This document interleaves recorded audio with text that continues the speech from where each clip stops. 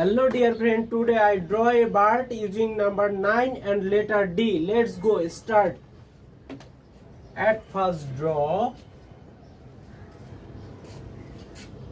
number 9.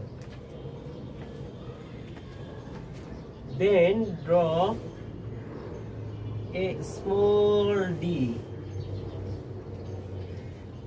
After, draw a curved line. Then draw another letter D. Connect the line. Then draw letter B.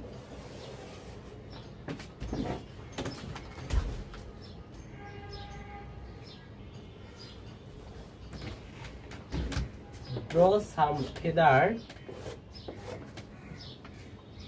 Draw its beak. Draw a circle. Draw its leg.